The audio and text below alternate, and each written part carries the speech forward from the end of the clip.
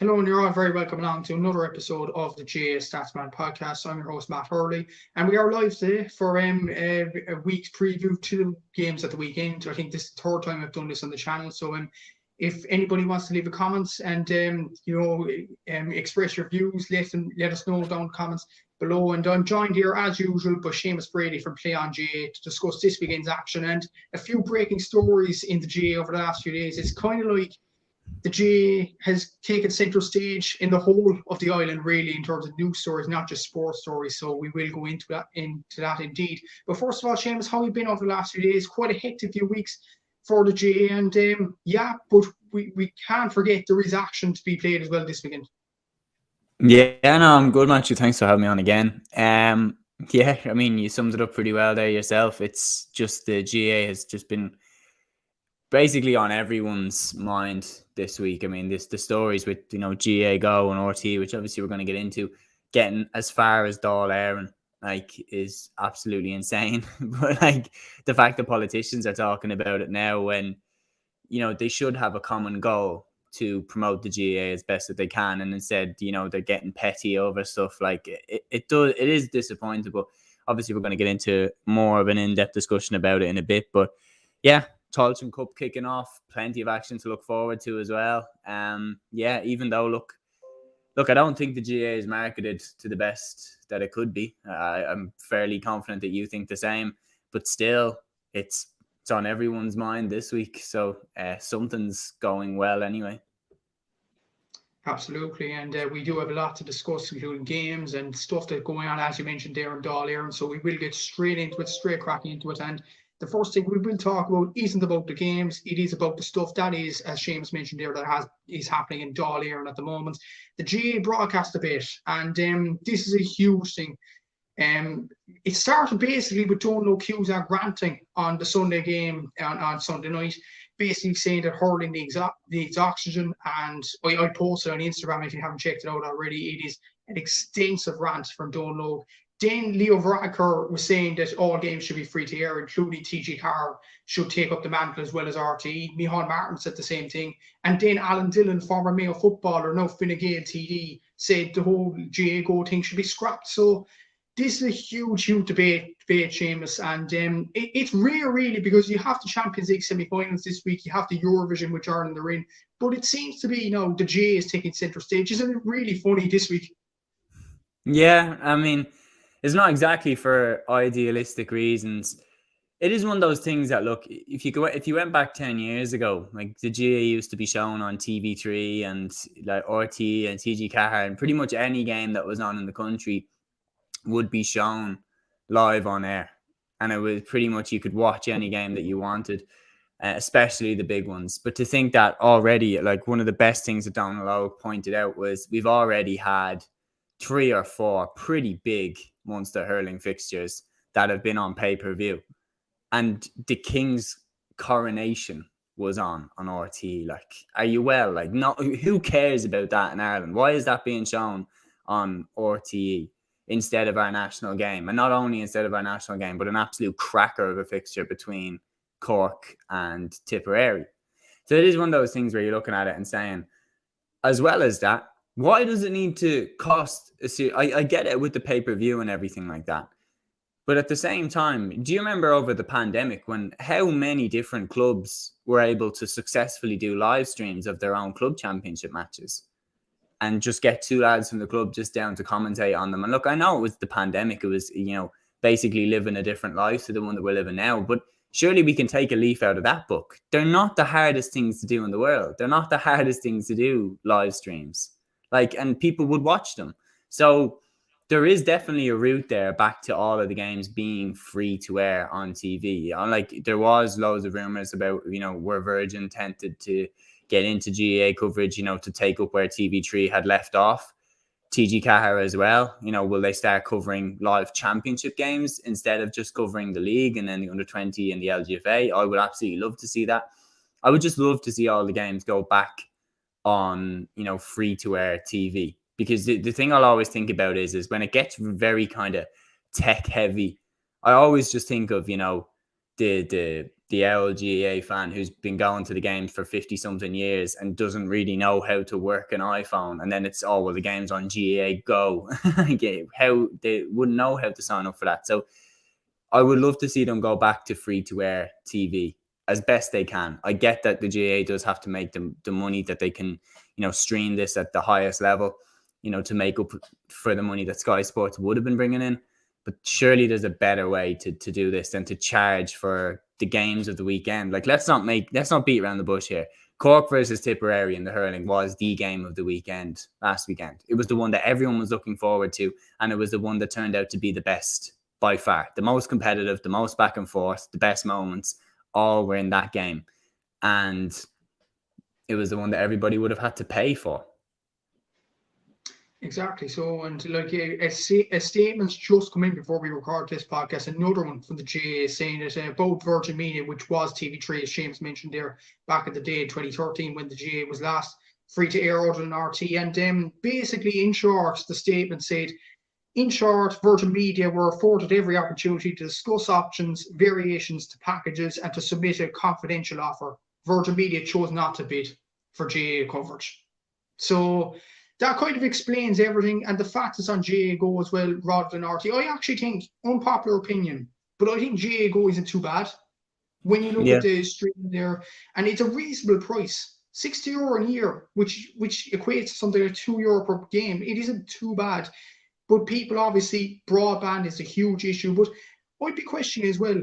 You mentioned this on you made multiple of your videos and play on GAA, and it's a very good point, very valid point actually. RT Sport, could they not use the YouTube channel to get games on? Could they not use it to do preview shows or something like that? Something simple, like we're doing now. So, like, it can't be that hard for, free-to-air channels to incorporate that kind of, mechanism as well. But that's it. And it's not, me and you both know, it's not hindsight that we're saying this from. Like, go back months ago, me and you recorded an 1.5 hour long video where we talked about the changes we wanted to see in the GAA. And one of the first ones that we talked about was how the GAA could be marketed better. And we talked about doing preview shows, review shows, fan shows, where they can literally do what me and you are doing right now. Like, it doesn't take a genius to do it. And yet they're still, dragging their feet on it. And I always said it's fascinating to me to see how 10 years ago, 15 years ago, and I think maybe, is it just an RTE thing? Because if you look back 10, 15 years ago, Irish TV was the one that, like, it was pointed out, Graham Souness did a show at Off the Ball that I was at during the week. And he was talking about how, Sky Sports, and the discussion was how Sky Sports went from being really safe to kind of diving a bit deeper into the whole back and forth kind of debates or arguments in the studio. And RTE used to be the place where that would happen, not just in the GAA with Joe Brawley, Pat Spillane, Colin O'Rourke, but in the football coverage as well with Eamon Dunphy, Johnny Giles, Ronnie Whelan. That used to be the place where that happened too.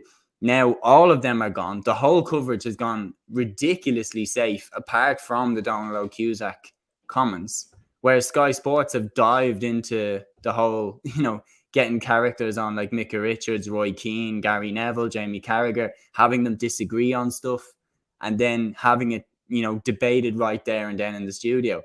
And their viewing figures have gone up. You look at their YouTube channel, like debates between, Gary Neville and Roy Keane get millions of views. And why the GAA doesn't try and take a leaf out of that book, I don't really know why, because it's really, really good content. And if they were doing a midweek preview show of the weekend's action, and they had, a charismatic presenter with some pundits who were willing to have a debate back and forward and not just all sing off the same hymn sheet, but also like actually have a debate, people would watch and the interest in the games would grow. Exactly, a very good point. I think it's all aspects of RT. I know we're moving away from GAA for this comment a small bit, but RT's comedy, RT's talk shows, RT's sport, when you look at rugby, soccer, all them, they've gone incredibly stale over the last few years. And why is that? Because they're going for the safe option. Mm-hmm. And I think that's, it's wrong. And you mentioned Sky Sports. That's an excellent example with Micah Richards, Roy Keane, Jamie Carragher. And the debates are absolutely brilliant. And you mentioned it on your show with Aaron the other night as well, and I was watching that intensely. Like, it seemed like Sky had that safe, attitude around 08, 09, 10, but it's completely changed now. And I don't know what it is. And I think they don't know Cusack stuff, actually. I don't necessarily agree with Don Logan and everything that he says, but that was huge entertainment now. And he was speaking, facts most of the time. I expected him to get, to be honest, his P45 on Monday, but the fact that RT stuck with him, it kind of surprised me a small bit. Yeah, no, I was fully expecting it, and I think the top comment on one post that I seen was Donald Logue's last ever appearance on RTE. Like, it is funny because maybe he isn't gone because they picked up a reputation for it. Like, I don't really care saying this. When Pat Spillane kind of announced, "Oh, this is my last year in the job," and that had been the year where he'd been in he'd been in bits on the New York Sligo commentary. He'd sworn on the broadcast for the Kerry Tyrone game, I think it was. Or he'd said something in the All-Ireland semi-final, punditry box. I think he said, like, "you bollocks" or something. And you could literally see all of them being like, "Oh my God." And I'm thinking, and now this is the time when you decide to retire. Like, I would just be kind of like, look, he probably did decide to retire, but I wouldn't be surprised if they were kind of more like, "All right, Pat, we've got other guys ready to come in who are ready to read the sheet that they've been given," like that type of thing. And it's like, I wouldn't say they're scripted RTE, but I would say that they're definitely told more what not to say than Sky Sports are. Because you look at the debates that they're having on Sky Sports in the Premier League, it's a lot more free flowing. It's a lot more like they're having banter with each other in the studio as well. Like, which is absolutely hilarious. There was one presenter who had a lineup one time, and she had Thierry Henry, Jamie Carragher, and Micah Richards, and she said, "Oh, Thierry Henry, Champions League winner with Barcelona; Jamie Carragher, Champions League winning with Liverpool; and Micah Richards, 9 appearances in the Champions League," or something. Like, just absolutely destroyed him. And it was such a viral, funny clip. I'm like, I'd love to see them sprinkle in some humor into the broadcast. Maybe so, but even Aaron's point and your champion GA as well, the other night, he was saying that he was fully expecting Jackie Hurley to cut across Dunlop. Yeah. And in fairness, he didn't. In fairness, and it's kind of getting too predictable at the same time. RT, if you say something out of character, you're just gonna get interrupted, and it's a big thing. But when you look at actually, last point I'll make on this. And a lot of people are complaining about GAAGO and things like that, but I actually think the GAAGO pundits are better than the RT pundits this year because there's a lot more characters. You look at Paddy Andrews, you look at Mark O'Shea, you look at Michael Murphy. I think there's a lot more characters there, and the presenters have a bit more banter as well at the same time. And the fee, as I said earlier in the chat, isn't too bad. So do you think people are actually complaining too much about GAAGO, or is it the criticism justified? I think GAAGO is just maybe a bit of a hot take, but I think the GAAGO is kind of just there to be given abuse. Do you know what I mean? Like, it's what came in for Sky Sports. They're trying it out. It might not be there this time next year, but I feel like GAA fans never really liked the idea of having to pay to watch the GAA in the first place, which rightfully so. The GAA used to never be something that you had to pay for, and then all of a sudden you had to pay, and then it was pay per view, pay per match. Like, we'd never seen that before. So yeah, a lot of fans just won't like it straight up, no matter how good the coverage gets, no matter how good it gets. People won't like it sometimes, and that's just the truth of it, I feel. Yeah, exactly. So, and this debate will go long into the summer, and they probably will. Oh yeah, we have to preface this match with the fact that it's 6:15 on May 10th. Whatever comes after, because there's going to be more on this. There is, and Marty Morrissey mentioned in RT News last night when Mayo Kerry and Galway Tyrone are both shown on GAAGO, the debate will rumble on again. So it's gonna go long into the summer now, and we'll have to see how it progresses into the summer, definitely. But we will move on to the games finally, onto the football action first of all, and we will move on to the Ulster Senior Football Championship. Armagh against Derry, Sunday 4 p.m. on RT2 and BBC Two in Northern Ireland. So there you go. This is free to air for everybody. So there you go. But Jokes aside, this is actually a very intriguing game. Out of all the provincial finals, probably the most competitive in many people's opinions. Yeah, definitely this is the most competitive out of all 4 provincial finals. I mean, like Dublin now coming up against Louth. Dublin are fully expected to win that one comfortably. Galway against Sligo was an absolute washout. Same thing with Kerry versus Clare. This one is the one where it's a side that got relegated from Division 1 against a side that got promoted from Division 2. So that tells you how close they are in terms of league standings. Derry have probably looked more impressive than Armagh throughout. I mean, they have been absolutely fantastic. The score that they've run up, like I'm trying to get it, I think it's 438 they've scored in 2 games.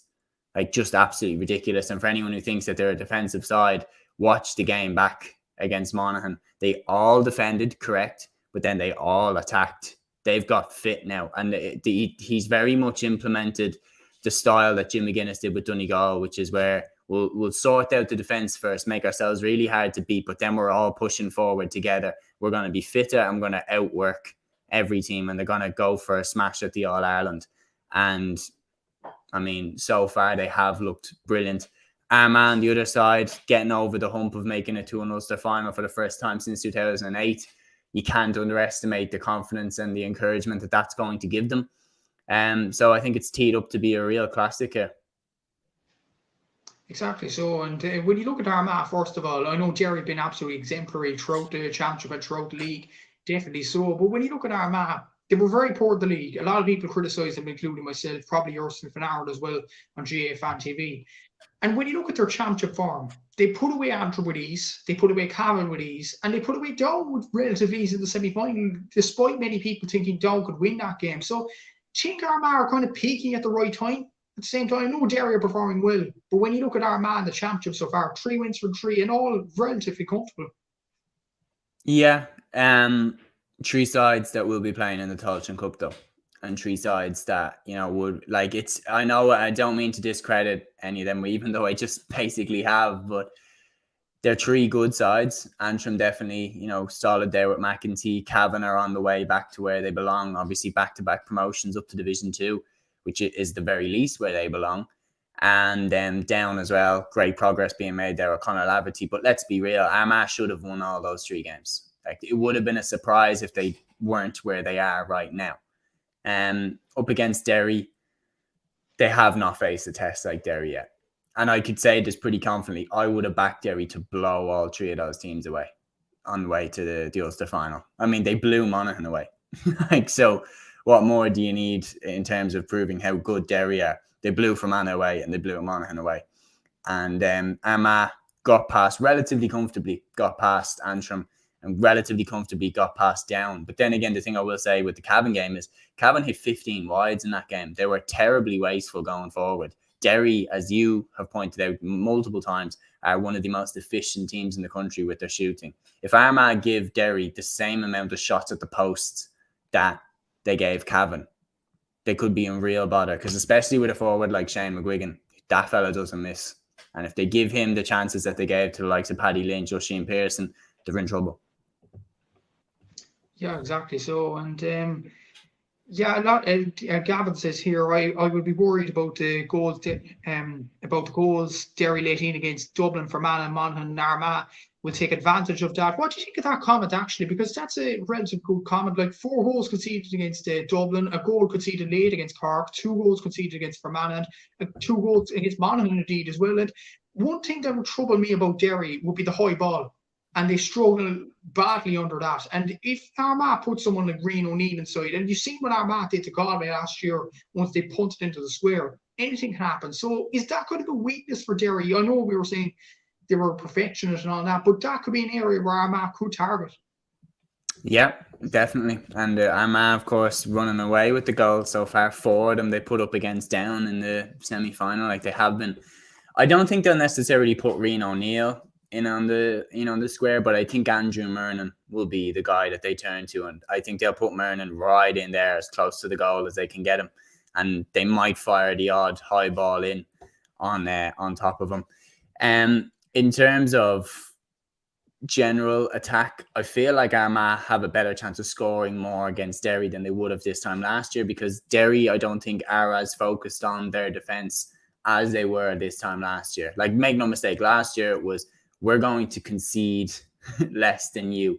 This year it's very much, we'll score more than you. They are defending really well, but they're also attacking really, really well. I feel like Rian O'Neill is going to get the Chrissy McKaigue treatment. So Armagh will need other forwards to step up, because look, Chrissy McKaigue equals less productivity from that forward. I think Chrissy McKaigue is the best man marker in the country right now. He's so good at just taking the player out of the game. You never really see Chrissy McKaigue in the game, because whoever he's on, they both disappear from the game. He's fantastic at what he does. So Rian O'Neill, I would be really, really impressed if Rian O'Neill hits, the heights that he can in this game, because he is such a good man going to mark him. If he does, he might get Conor McCluskey instead. He might get Brendan Rodgers instead. You never know what way Derry will decide to go with it. But and they'll need like big games out of Rory Grugan, another big game out of Conor Turbett, Andrew Murnan as well. When they fire the high balls into him, they're going to need him to make something of them. Jason Duffy, players like that, big games out of them, because Rian O'Neill is going to get a lot of attention off whichever Derry defender goes on to him. I know Chrissy McKaigue been absolutely excellent and, great speaker and advocate for the GAA, indeed, very good man marker. But there was one incident in the Monaghan game for O'Connell's goal. If you looked at it closely, McKaigue was following McManus, and McManus deliberately went out to the wing, creating space for Carol O'Connell to run through goal back at the net. Would you expect Armagh to kind of do the same thing when you look at the players they have, like Conor Turbett, like Jamar Hall, that have speedsters in the team, and they can exploit that perfectly against the Derry team? That could be another weakness, perhaps. Yeah, I think so, because I don't think that's McKaig's instinct, if that makes sense. I think McKaigue was given a job that, look, no matter what happens, you keep your eye on Conor McManus. You keep your eye on him. And I feel like when O'Connell was dashing through, McKaigue wouldn't necessarily have been, worried. It's like, my job is Conor McManus, because McKaigue is a very intelligent defender. And I feel like if he had a sense of danger, if it had been free to go, I feel like he would have stepped off McManus for a second and tried to deal with the danger at hand. I think maybe there was an element of underestimating Carl O'Connell, because let's not forget as well, right before O'Connell stuck the ball in the net, he took one of the worst solos I've ever seen a fella take before scoring a goal. So maybe McKaigue had a quick look and thought, oh, he's after messing it up anyway. The lads will clear that away. And then O'Connell just managed to get to it and put it in the back of the net anyway. So, in terms of what do I expect from him, I expect him to go right on to Rian O'Neill. I'd be surprised if he doesn't, because O'Neill is clearly Armagh's best forward, in my opinion. I'll be interested to see how Armagh deploy Rian O'Neill if he gets Chrissy McKaigue on him. Yeah, definitely so. But prediction for this game, do you expect Derry to continue their exceptional form, or do you think Armagh will be there to, they ambush them? Let's not forget an Ulster Final, first Ulster Final since 2008, and they won that game, so you never know. I expect Derry to win. Being 100% honest, I just think Derry look like just a machine at this point. They look like they just have it so engraved into them what they do. That comment as well about Jarlath Doug Burns, he's another one that they need a huge performance out of, and he's well capable of giving it. But Derry's midfield of Brendan Rodgers and Conor Glass is so good. It's a literally unbelievable midfield pairing. You've got Glass's aerial ability, and then you've got Brendan Rodgers' powerful running, and you've got the form of Shane McGuigan, you've got Chrissy McKaigue at the back. Derry are so strong, and yet they're just motoring along nicely. Armagh, look, they got into the Ulster Final. It's definitely a weight off the shoulders that now they've made it. That stat is gone, but I still feel Derry are too polished. They're looking at an All Ireland, and I feel like this Ulster title is just one step in that direction. I predicted Derry to win the Ulster title at the start of the season, and I'm sticking with that prediction. Derry to win for me. Yeah, I probably go Derry to win as well, and it would mean actually Galway and Armagh will reconcile their championship bout as well in the group stage, so that should be very exciting as well. And Derry reconciling against Monaghan as well, I think that's going to be the first game. So that should be very good. encounter as well. But we will move on to the other provincial final happening on Sunday. Dublin against Louth, Croke Park, 1:45 on RT2. Like, a lot of people thinking Louth could put up a big showing here, but let's not forget, a lot of people said that about Clare and Kerry last week, and look what happens. Yeah, look, I was at the Dublin Louth game in Croke Park in that last round of Division 2, and that was a game where if Louth had won, they could have actually leapfrogged Dublin into second place in the Division 2 and potentially clinch promotion. And Louth were right there with Dublin for long periods of that game. They had Conal, I think it was Conal McKeever, hit the post in the first half. Like, that was, a chance that they really should have stuck in the back of the net. Then, of course, Liam Jackson's goal was a moment where it was like, wow, like Louth are right there with Dublin. After the Jackson goal, Dublin just took control, slowed the game right down, and tapped over 3 or 4 points in a row. And they just did what Dublin have done over the last few years. Anytime a team builds up momentum on them, manage the game out, deal with it, and calm it all down, and then tap over a few scores and widen the gap between the two teams again. I find it really hard to see how Louth can beat Dublin if they didn't beat them that time, if you get what I mean. If they didn't beat them in Croke Park in the league when Dublin wouldn't necessarily have been at 100%, I don't see them beating Dublin now, even though Dublin, let's be honest, did not look good against Kildare in the Leinster semi-final. Yeah, they didn't really, and they only won by 2 points. And let's not forget, Louth beat Kildare in the league as well. But it's kind of a situation where you think Kildare, a lot of people thought they'd put it up to Dublin last season in Leinster final. They went man-on-man, and then Dublin absolutely blew them away. But having seen what Louth have done in the league, and they've done over the past year, Mickey Hart at the wheel, with Gavin Devlin in behind, Louth are a very tough team to play against in a defensive sense as well. You'd have to expect Louth will not make the same mistakes as Kildare made last year. No chance Louth will make the same mistakes that Kildare made last year. Like, look, Glenn Ryan is a very good coach with Kildare, but he has nowhere near the level of experience that Mickey Hart does. Mickey Hart won't get carried away with how well they performed against Dublin in the league and think, we're going to go attack them now. He's going to do what has got them here. They're going to do what has got them to the dance, if you get what I mean. Like, they're going to stick with the system, stick with the formation, stick with the players that have got them this far. And look, they didn't have Sam Mulroy last time.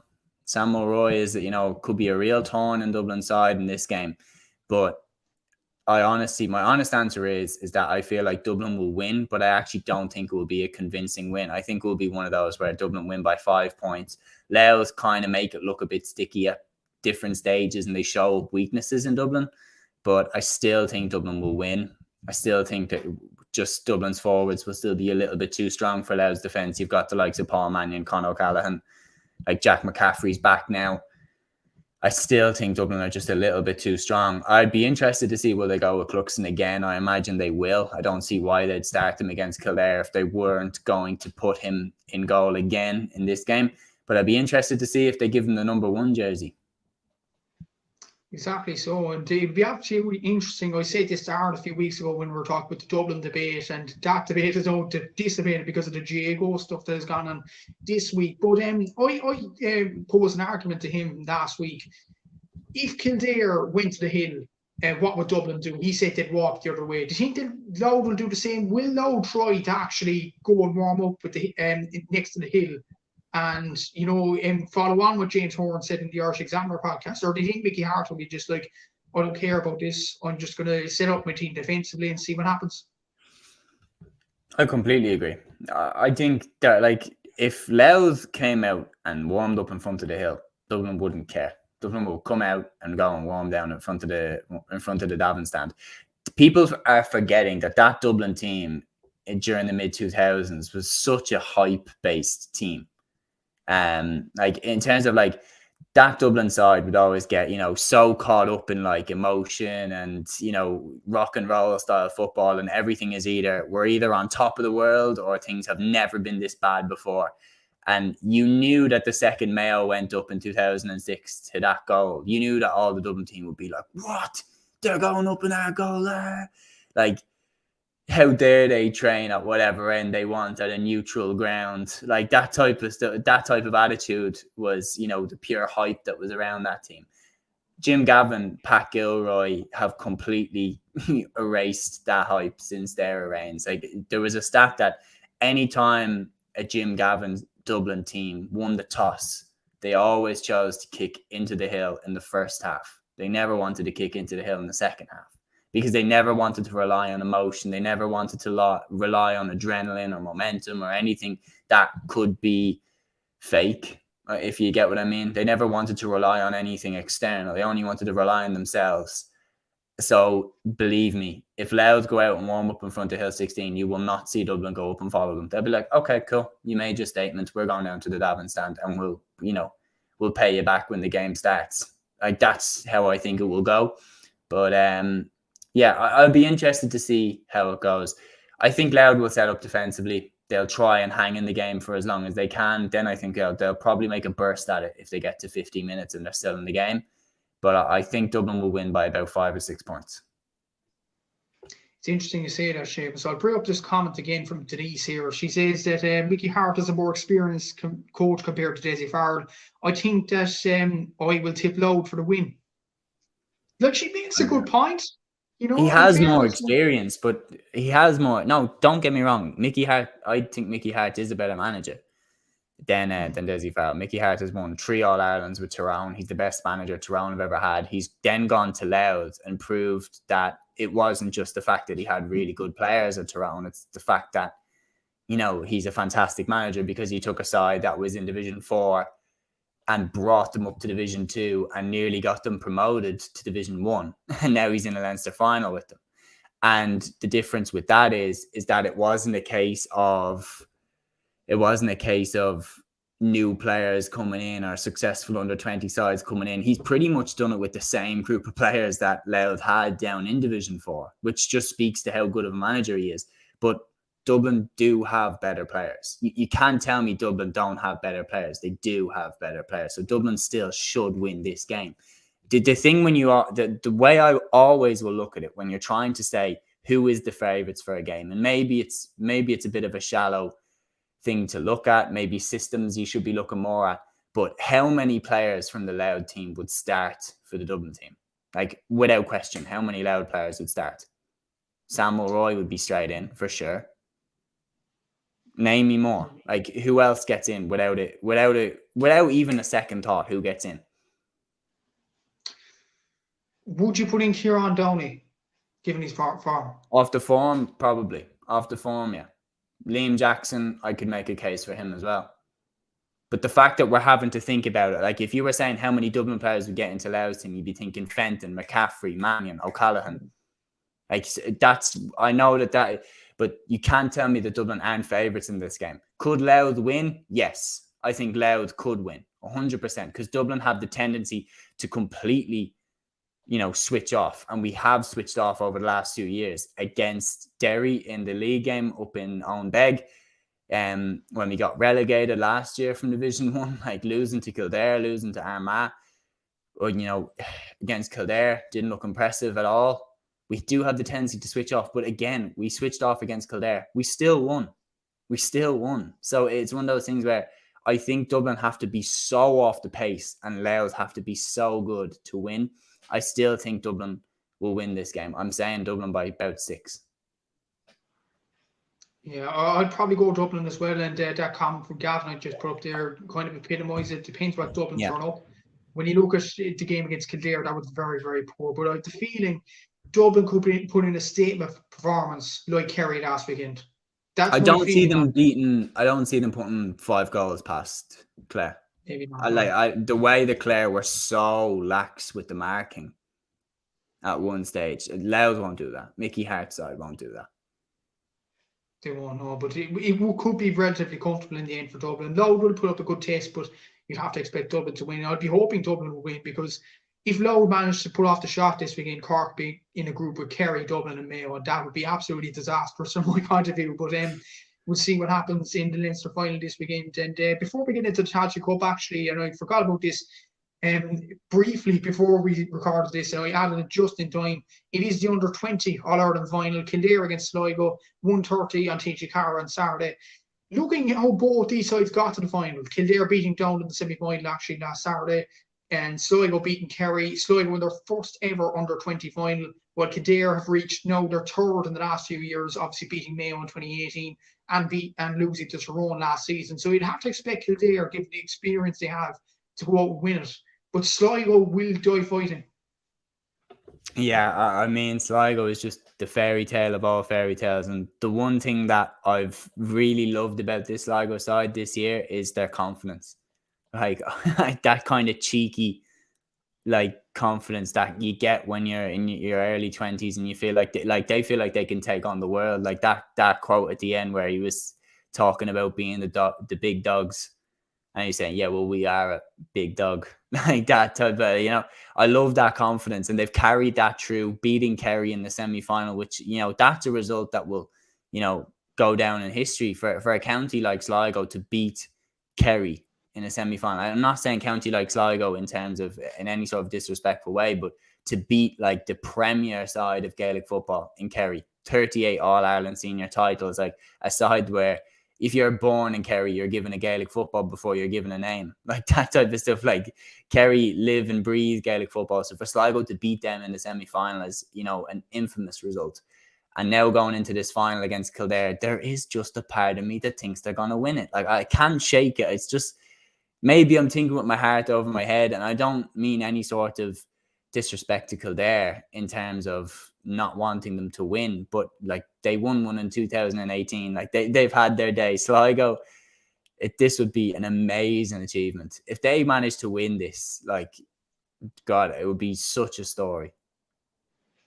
It would be, and I think nearly everybody wants Sligo to win this game. No disrespect to Kildare. I think everybody kind of likes Kildare as well. Mm-hmm. But for Sligo, this would be an absolute, as you mentioned there, story. It'd be absolutely incredible. And one of the stories of the year, in my opinion. But what would worry me about Sligo, I've been compiling the top under 20 scores from playing them overall. When you look at the two lists, Kildare have 4 players across both lists, in Shane Farrell, Ryan Sinky, Owen Cully, and Adam Fanning. Sligo have 1 in Luke Marin. Mm-hmm. That could be a problem as well. Sligo could be way too reliant on Marin, whereas Kildare, Ryan Sinky didn't have his best game on Saturday, but then again, Owen Cully stepped up.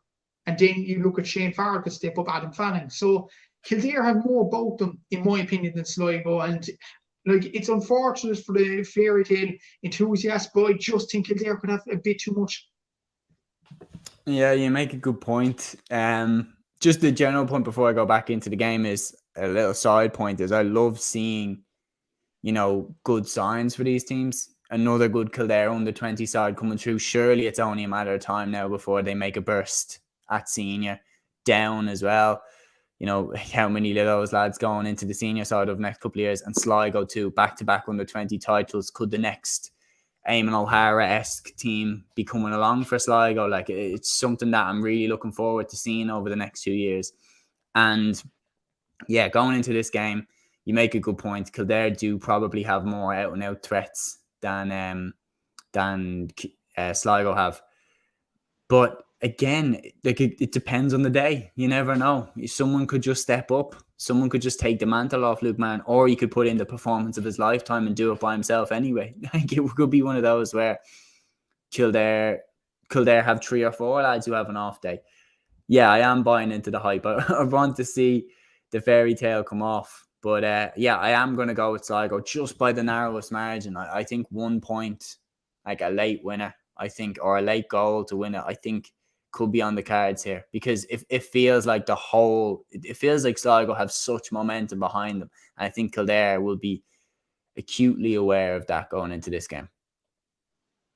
Definitely so. And I predicted Kildare win, you're predicting Sligo win. But before we go into the Tailteann Cup, I just wanted to make a point on Sligo. Like, CIC Summerhill reached the Hogan Cup final. I know they got beat by Ohm in the end, but they beat another Kerry team in St. Brendan's in the semi-final. And it seems to be Sligo have the upper hand of Kerry at underage.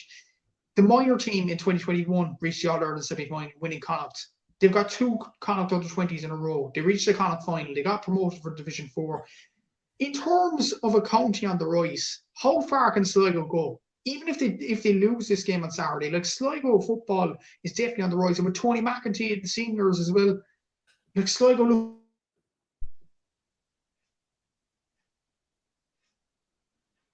Sorry, Matthew, I missed that last bit. I was just saying that Sligo look good for the future when you look at all the stuff that's going on behind the scenes and on the pitch. Oh, without doubt. I was saying this to Aaron yesterday on my pod. Oh, sorry, 2 days ago on my pod. I was saying that for me, the key thing is now is whatever happens, and this is a bit of a bizarre one, but whatever happens with the Armagh job could actually be way more crucial to Sligo than what anybody thinks. Because let me just play out a story for you here. Let's say Armagh, whatever way their season goes, let's say Kieran McGeeney leaves the Armagh job over the next year or two, which could very well happen. He's been there since 2015. So that's a long time he's been at the job. He leaves. There are two very, very obvious candidates to take his place. Ushie McConville being one and Tony McEntee being the other. Now, if Tony McEntee goes and takes the Armagh job, they need to be really, really careful who they give that job to. Because a golden generation, which I'm not stressing that lightly, Sligo have a golden generation on their hands. They have literally probably one of the best crops of players that they have ever had coming through. Like you look at Laois right at the start of the 2000s, they had that golden crop coming through. Pádraig Clancy, Colin Parkinson, Ross Munnelly, all these lads coming through to the senior side, Tom Kelly, and they brought in Mick O'Dwyer. Very, very good appointment. They capitalised. They won a Leinster title. Like, do you know what I mean? Like they need to be very careful who they give the job to. I think Sligo could be genuinely, how far do I think they could go? It's hard to know exactly how far, but when you look at how far Monaghan have gone, a county of similar size to Sligo in terms of playing population, in terms of resources, when you look at how far they've gone, successfully winning Ulster titles, playing in Division 1 for what feels like forever now. No matter what seems to go wrong, they seem to survive in Division 1. When you look at what they've been able to do, when you look at Derry and what they've been able to do, from getting promoted from Division 4 to now being considered an All-Ireland contender, it isn't out of the realm of possibility to say that Sligo could get up to being, I think, if I had to put where I think they'll end up, I think upper Division 2 is very, very conceivable over the next 5 or 6 years for Sligo. If they get the right hands at the wheel, if they get the right manager in there to steer this golden generation. Very, very true. And when you look at Sligo, the players they've had in the past, you look at Adrian Martin. I don't know if he's a relation to Luke in general, but he was a very good player. You look at Eamon O'Hara. You look at there was an All-Star. I think Ross Donovan was his name, an All-Star in 2010 as well. Charlie Harrison. Charlie Harrison, that was the guy. Ross Donovan. Two gingers, the cornerback. It's very easy to mix them up. Exactly. Yeah, Sligo, they have great football tradition, and definitely they could reach the heights. Definitely, when you look at they reached the kind of final in 2010 against all the odds. They eventually lost to Roscommon, but still, that was a pretty good achievement as well. So Sligo definitely have the backing around them as well. And we will move on to the Tailteann Cup, the games this weekend. And an interesting comment, I was going to get back to it from Denise here at the start of the podcast in relation to Sam and the Tailteann Cup. Mayo for Sam, Longford for the Tailteann. Just before we get to the games, what do you think of those predictions? Well, I think Mayo could win Sam Maguire. I do think Mayo could win. Longford will have to turn a lot around if they're going to win the Tailteann Cup. They got relegated from Division 3 in a bad, bad way. They were completely played off the park in some of their games. So Paddy Christie, you're looking at, they got some bad beatings off sides that are going to be in the Tailteann Cup with them, like your Cavans and etc. So how they can turn that around to beat those sides in such a short period of time, I'd be hugely impressed if they could do it, but I would be more surprised if Longford won the Tailteann Cup than I would be if Mayo won Sam Maguire. And that is saying something, to be honest, when you look at Mayo's records and finals over the last few years. But apparently the curse is broken, so you never know. You never know. We will talk about Mayo in the next week. They're playing in the next weekend against Kerry, so we will talk, whoever's on the podcast, we will talk about Mayo and Kerry that week. But we will get back to the Tailteann Cup and the main game, which is live on GAAGO, ironically enough, and we were dissing it all at the start of this podcast.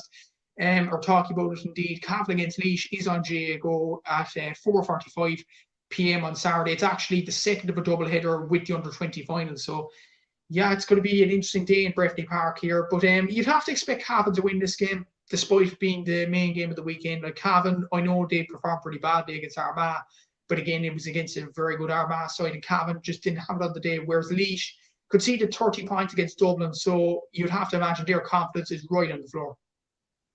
Yeah, Cavan are going to win this. Simply put, look, Cavan they'll have a tendency to put this away, I reckon. Like in the first 5 games of Division 3, they were flawless. They looked like they were going to run away with the division. They had a few slip-ups. Look, they lost to Antrim in a game where I really did not expect them to lose that one. And obviously then losing on the last day to Fermanagh, but then they bounced back and repaid Fermanagh with victory in the Division 3 league final. So look, Cavan are just in a better place right now than Laois. Laois, missing out on promotion from Division 4, something which I thought they were absolutely nailed on for after they beat Sligo by 6 points on the opening day away from home in Markovich Park. So I thought, look, there's no doubt in my mind that Laois are going to get promoted now. And they managed to squander it, like losing to Leitrim and losing to Wicklow at home. Like, if they lose those games, there's no way they're beating Cavan. I hate to, burst everyone's bubble, but Cavan are going to win this game, and they're going to win it, I'd say, by about at least 5 points. They are. I'd say Cavan should win this comfortably enough. But before we move on to the next game, look, I know a lot of people would, have differing opinions on GAAGO and stuff like that. But isn't it great in general that a game in the Tailteann Cup is actually shown live? And we were talking about the Tailteann Cup and the Tommy Murphy Cup in the last few weeks. At least the Tailteann Cup is getting a bit of coverage. Oh yeah, without doubt. I mean, for anybody that's complaining about this, like the Tommy Murphy Cup, like, you didn't even know where the game was being played. Like, the referee had to ring the managers. Where's this game being played today? Like, it was treated with such disrespect. Whereas this, is being given the coverage that it deserves and being given the respect that it deserves, which will maintain its integrity as a competition. Yeah, exactly. So, and probably this comment epitomised by Denise would say Longford for the Tailteann Cup. But yeah, you never know. Longford could win the Tailteann Cup indeed. But we will move on to the next game now. And the next game we'll talk a bit in depth about is a game involving 2 teams that have absolutely fallen off the cliff, really. Especially Meath. Meath against Tipperary Park Tailteann Saturday at 6:30 p.m. Not even shown, but at the same time, like, you look at Meath losing to Offaly, 6th in Division 2. They could have easily gone down if it wasn't for their good form in the first 2 games. And Meath football, as Colin O'Rourke said, deserve to be in the Tailteann Cup, and we'll see how they approach the competition. But equally so, I know a lot of people talk about Meath, but Tipperary, Munster champions in 2020, they've fallen off a cliff as well. And it looks like Meath are going to win this game, but like, it's despite Tipperary's form, it could be a sort of game that Tipperary could put it up to Meath. Yeah, given Meath's form, like it's one of those where, look, I don't think, I've said this before about other games, but I don't think that Tipperary can beat Meath, but I think Meath right now can lose to anybody. They're playing so badly. Like, their first half against Offaly was genuinely one of the worst performances I've seen from Meath ever. Like, they were so terrible in that first. What they scored took them, I think it was to the 23rd minute to get a point. Like, against Offaly, like, I'm not saying, look, but Offaly aren't the best team in the country. They're not in Division 2. They're in Division 3. Like, you're not scoring for 23 minutes against them. And then you're trying to, like, that's why when O'Rourke was coming out saying, like, they're where they deserve, I'm like, yeah, good luck trying to prove to anyone that you belong with the big boys. You belong with the top teams. If you can't score in the opening 20 minutes against a side that's going to be in the Tailteann Cup, that's your level then, clearly. So it's one of those where Meath are where they belong. Right now, this side is where they belong because that's where their play has merited them being. But they can reach higher. Like the opening 2 games of Division 2 this year, when they beat Cork and when they beat Clare, I was like, okay, O'Rourke's in. I see what he's doing. They're playing attacking football. And then it's as if Derry broke things in them that still haven't been fixed. Like, Derry wiped the floor with them. And it's like they've never come back from that. Like, ever since that, they've just been completely battered in every game that they've played. Like, Louth beat them pretty handily. Dublin destroyed them. Like, Kildare beat them pretty comfortably on the last day as well. And they were lucky to get out of the Limerick game as well. Like, it's one of those where Meath haven't looked the same since the Derry game. And now they're going into this, like, the performance against Offaly, as I said, was terrible. They pulled it back a bit in the second half. But still wasn't enough. They left themselves too much to do. But now going into this game, look, I do think they should beat Tipperary. I really do. This, like, if they lose this game, they officially are at rock bottom. Then they are officially at rock bottom. But they really should win this game. And I am predicting them to win this game because Tipperary have... Look, I know you talked about them falling off a cliff. Their one is a little bit more forgivable in terms of if you look at how many players just aren't playing for Tipperary. Like, it's just absolutely bizarre. Me and Luke do these things at the start of every year where we pick, what team would be play. Say if everyone was playing this year. Say if nobody went to the AFL. Say if everybody came back. Say in some hypothetical universe, every team had their best 15 players available. Do you know how many Tip had available? 3 players. 2 of them were cornerbacks, Jimmy Feehan and O'Connell, and Connor Sweeney. Like, so how are they supposed? And then Sweeney got injured. So it's like, what are they supposed to do? Yeah, it is a true point, definitely. And I probably would back Meath to win the game. And I definitely agree with what you're saying about Meath.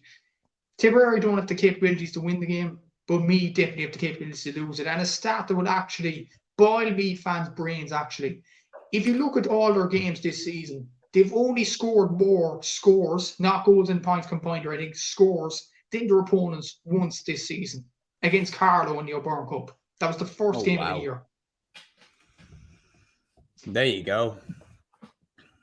Yeah. I mean, the goals definitely were saving them in the first 2 games, but that's shocking. Wow. Yeah. And even against Offaly, I think it was 2 points in the first half. They finished the half with 2 points. Like, yeah. Are you well? And they have class forwards. Jordan Morris, Shane Walsh, Thomas O'Reilly. These guys are really, really good forwards. And to only go in at halftime with 2 points on the board. And they're not playing the defensive side in Offaly, by the way. It's not like Offaly parked the bus. Like, Offaly go for it. Yeah. And if Tipperary go for it as well, if they score more points than Meath, who knows? We'll have to see what happens. I would tip Meath. I think Meath will score something like three or 4 goals, and that will carry them through. But I think an unconvincing win for Meath. I think about 6 or 7 point victory for Meath. Yeah, probably so. But we'll move on to the other Tailteann Cup games, and we'll call this the best of the rest in the Tailteann Cup, and the games are at the bottom along the screen there. So the other games we haven't mentioned, Offaly against London and O'Connor Park. So first of all, that game, you have to expect Offaly to win this game. Like, Offaly, after reaching a semi-final in Leinster, getting so close to a low team that we were praising throughout the podcast here, London haven't won a game this year. One result, really. Yeah, Offaly. And look, Tailteann Cup semi-finalists last season, they'll be determined to go 2 steps further this season. They will, definitely. And the next game is in Meath's group down against Waterford. Park Esler, 6 o'clock on Saturday evening. I know, like, Waterford, they're doing their best. If it's George trying to gain a bit of momentum there. But so it's apologies to Waterford, but you have to expect down in Park Esler to probably wipe the floor with them. Yeah, down by at least 10 points in this game. I think it's going to be a bit of a tough one to watch. Could be, and the other games in Group 3 and Group 4, actually, we talk about Meath and Cavan being favourites and all that, but actually, and as I mentioned on GAA Fan TV, on Group 3 and Group 4, they're actually very, very intriguing to look at. The first games in Group 3, Limerick against Longford in the Gaelic grounds at 4:45 on Saturday. Like, I know Longford are away and Longford got relegated for Division 3, but given Limerick's form this year, this could be a tight game. Yeah, this could be a tight game because Limerick obviously haven't exactly had the perfect league. Obviously, Ray Dempsey not there no more, relegated from Division 2. Like, it hasn't gone anywhere near the way that they would have wanted it to go. And when you look at how Louth have just kicked on, whereas Limerick have completely stalled since Billy Lee left. Yeah, like, look, Longford could do this. Longford could pull this off, but I still would pick Limerick to, turn a bit of a corner here. Ian Corbett, Josh Ryan, if he's fit. These guys to turn up and get Limerick over the line. Yeah, I would say Limerick should win this game. Yeah, although don't discount Longford either. You have Joseph Hagan there. You have Duggan there on the full forward line. You also have Darren Gallagher in midfield.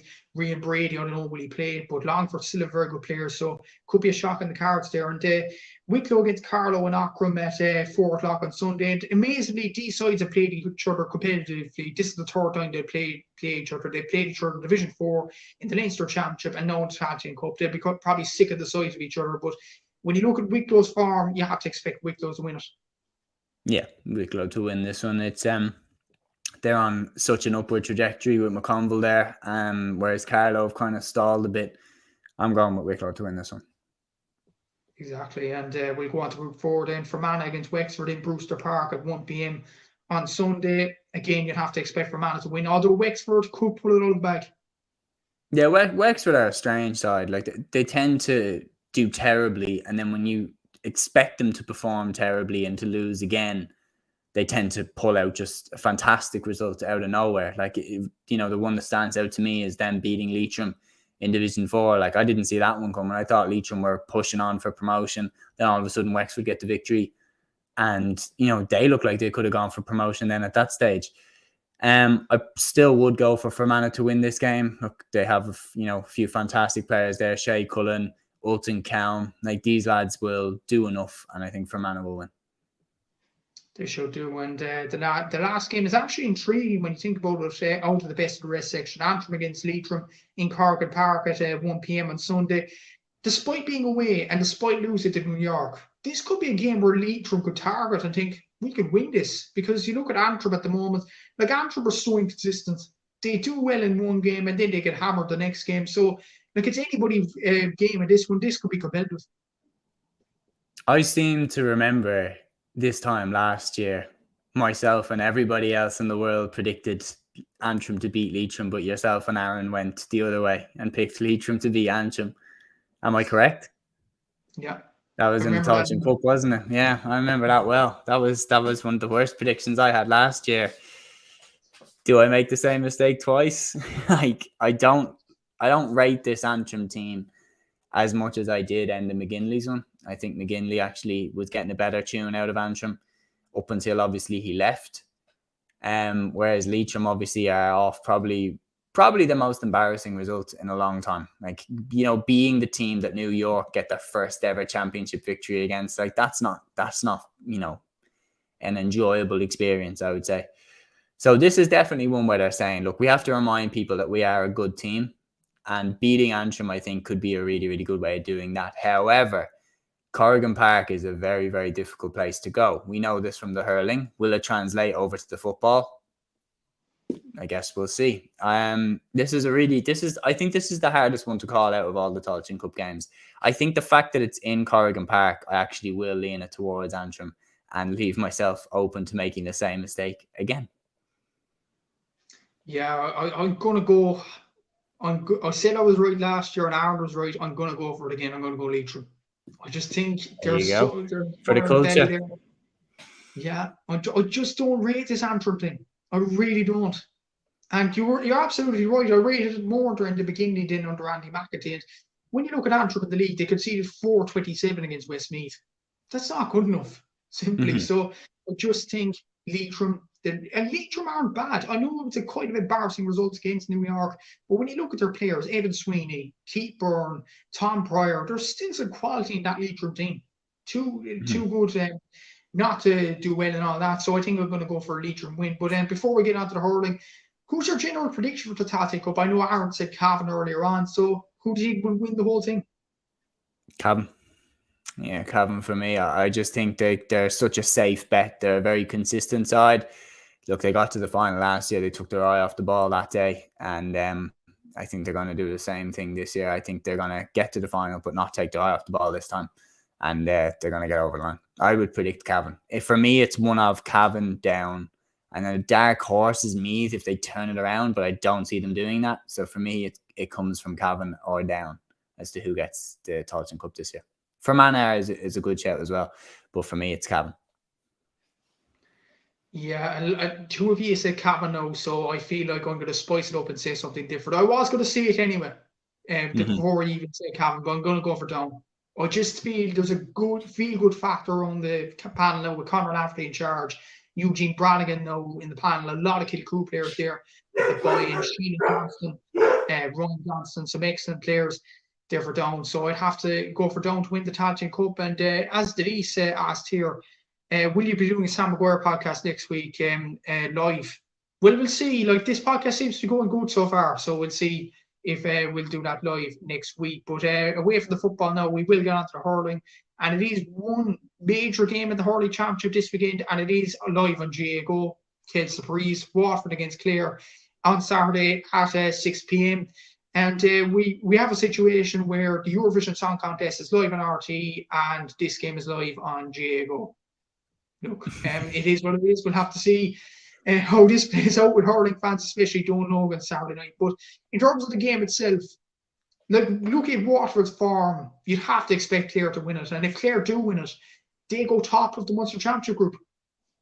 Yeah, I wonder how Davy Fitz's mindset will be going into this game. Like, obviously the Brian Lohan Davy Fitz rivalry is back. And talk about an opportunity for Brian Lohan, an opportunity to pretty much, well, this would eliminate Waterford from the championship, wouldn't it? If they lose this game, they're out. I mean, they're pretty much on the door of it anyway. But if they lose this, they are gone. So, like, who better than Brian Lohan to potentially push Davy out the door with this Waterford side? I feel like Clare won't turn down this chance. I feel like Clare are going to win this one. You'd have to expect Clare to win it, all right. But like Waterford, a lot of people saying, like I said, this should be an easy 2 points for Clare. Like, it should be a given that Clare win this game. A lot of people saying it's disrespectful to Waterford and things like that. And I'm just thinking, they didn't beat a Limerick team that was off form, and they were down to 14 men. They scored 1 point from play against Cork in the first half alone. Look, at the signs do not look good for Waterford, and tied the Burke out as well. Like, and you look at Clare's form, David Fitzgerald back into the team. Clare look good, and Waterford just unfortunately look a pale shadow themselves. And when you look at Waterford in minor and under 20, they got 0 points in the minor, 0 points in under 20, and they're going towards 0 points at the senior as well. Like, what is happening with Waterford hurling in general? Because it is absolutely mind-boggling how they've fallen this far down, especially this season.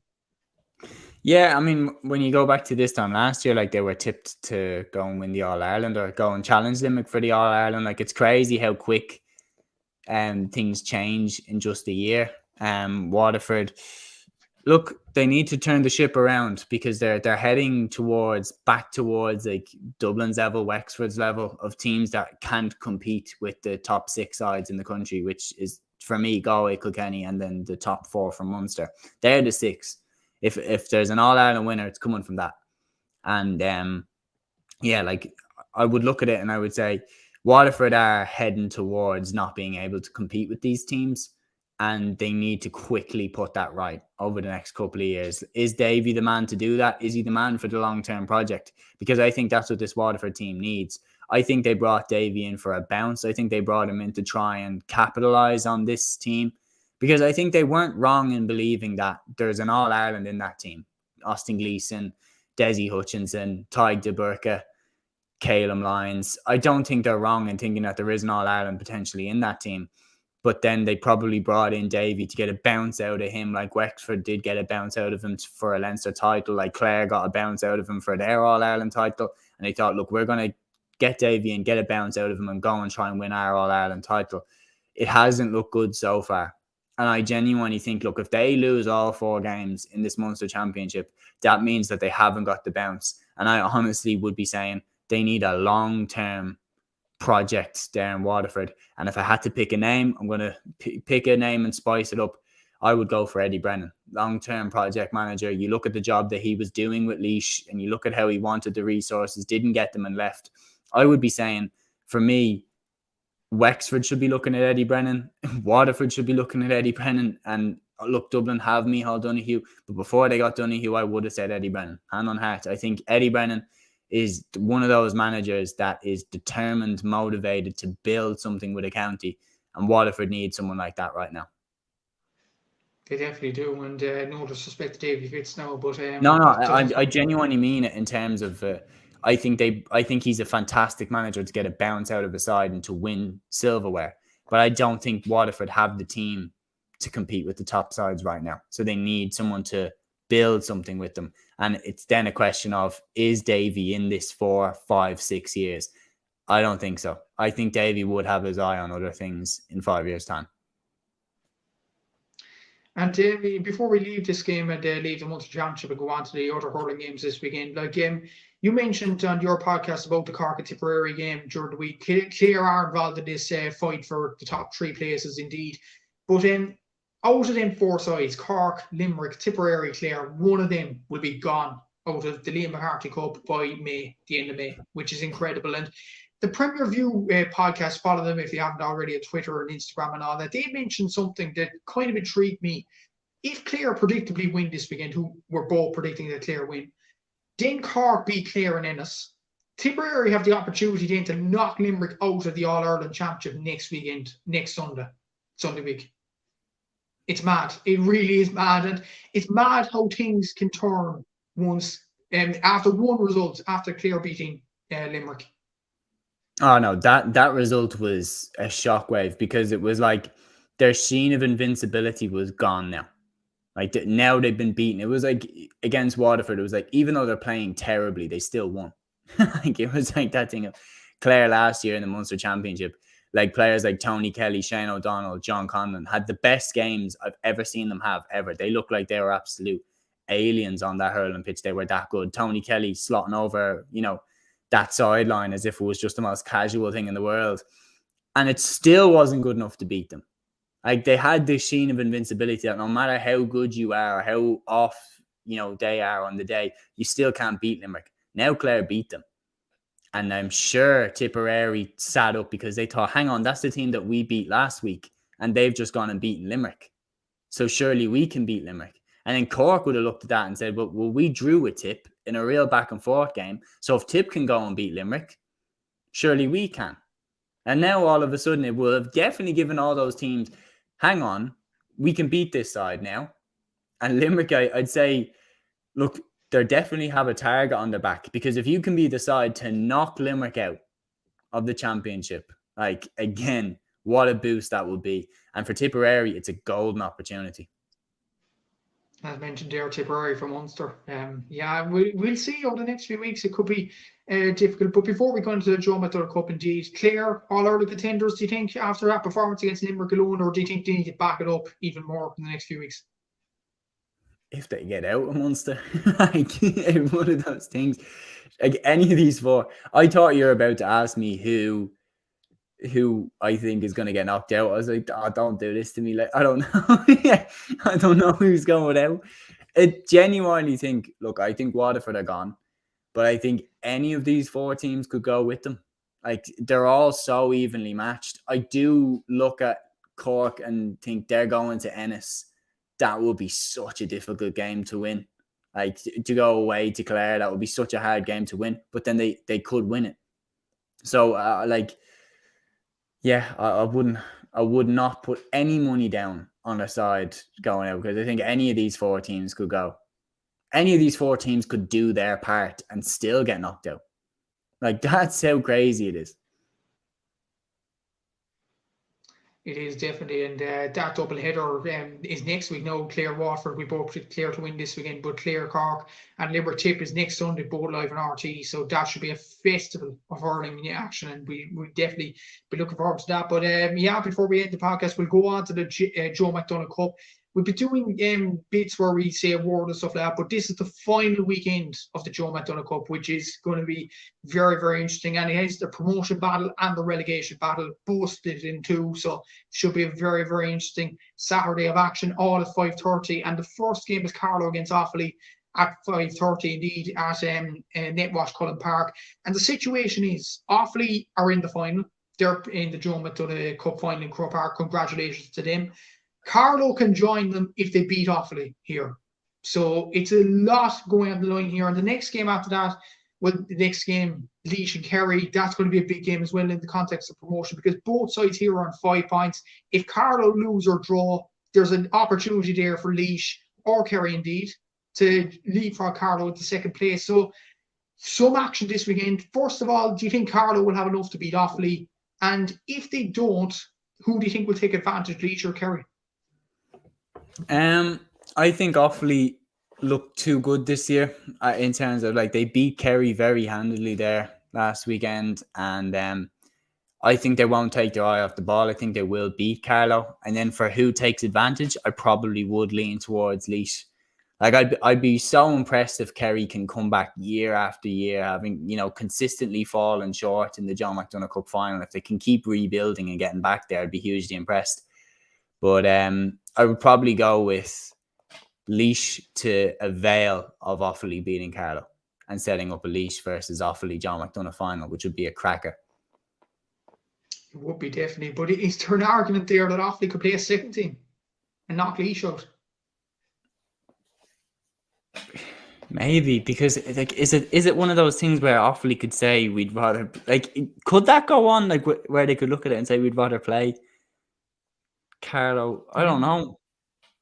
But then again, Carlow scored 6 goals last week. That's what I mean. Imagine, I think, like, surely that wouldn't be going on.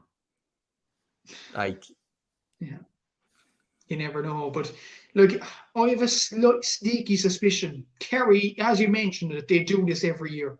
They squeak a place into second, and I think there can't be something going on with Offaly, because like Carlow, they've been in such good form. You look at Martin Mouse Kavanagh, you look at Chris Nolan. Carlow have been as good as Laois this season, so that would be a dangerous tactic from Offaly, in my opinion. I have a feeling Kerry, they were home to Laois in Tralee. I have a feeling Kerry could win it and get second place and play Offaly in the final. Yeah, I mean, they always find their way there. They always find their way. They do. And no Antrim this time, so like they might actually win it. There is an Offaly though that have won multiple All-Irelands at senior at the Liam McCarthy level. So, yeah, that's the thing, and they have young players coming through as well. So, like, Kerry can't get the look, but I think they could get into the final. They could squeak a place considering they're at home, and Carlow, like, Offaly will be playing a dangerous tactic if they just let Carlow win. But we'll have to see what happens. I'm predicting Offaly and Kerry in the final. You're predicting Offaly and Laois. We'll have to see what happens. And none of us are predicting Carlow. So Carlow might be looking at this podcast and thinking, we're going to prove these guys wrong and put up a performance with Offaly. Anything can happen. And at the other end of the table, it is a straight shootout. Kildare against Down, same time, 5:30. This is on a Newbridge. Both sides at 0 points. Kildare have a better score difference. If it's a draw or Kildare win, Kildare stay up. Down have to win to stay up. Considering this is on Newbridge and Kildare's league form, even though their form in the championship and the league final against Offaly has fallen off a cliff, you'd still have to suspect that Kildare will win this game. Yeah, absolutely. I think Kildare win this game. They've got 2 strong forwards, I think, and like the likes of James Burke. I think he's going to lead the way in this game for Kildare. Down, on the other hand, again, 0 points, but they haven't really shown me anything this season. Look, the thing is, Kildare have shown me something this season. In the league, I thought they were very, very good. And then, of course, their club hurling champions, Naas, putting it up to Ballyhale in the way that they did. They've shown me something, whereas Down haven't shown me too much. So I probably would be leaning towards Kildare, especially the fact it's in Newbridge, to pick up a win, and a comfortable one, to ensure their survival. Yeah, exactly. So, and we'll see how that progresses. I predict Kildare to win that game. But before we leave the end of this podcast, I've seen a lot of podcasts do this, so I may as well do it myself. Who do you think will be player of the week in football and hurling, and across both, bet of the week? Player of the week. So there's 150 matches going on. Player of the match in football. I'd probably say if Armagh beat Derry, you could definitely see a Conor Turbo or Ian O'Neill being a good shout there. But I'm going to say Brendan Rodgers. Brendan Rodgers from Derry. He'd probably be my pick. He's always consistently brilliant. Or Shane McGuigan when Derry win Ulster. That's what I'm saying. Yeah, like in football terms, I'd probably go for probably Chris McCaig if he does a job, and Rian O'Neill would probably be my player of the week. And bet of the week for me, I wouldn't say it'll be bet of the week, but Louth to lose by less than 10 against Dublin. I don't know what the odds on that are, but that could be bet of the week maybe. So yeah, what would you be your bet of the week as a matter of interest? I'd say my bet of the week would probably be Tipperary to beat Meath. If you want an outside shot, Meath have been like falling like a stone. So Tipperary potentially to pull off a shock there. Who knows? Like a real outside bet, maybe be worth a few quid. Yeah, exactly. So, and yeah, Jared O'Burns could be player of the week definitely as well. He could have a very good impactful performance as well. But we will have to leave the podcast. There are a lot to get through, including games, including stuff happening in Dáil and things like that. So, yeah, thanks for coming on, Seamus, and thanks for everybody that tuned in to the podcast today. Leave a like, subscribe, all that good stuff. So, thanks, Seamus, for coming on today. Not a bother, Matthew. Thank you.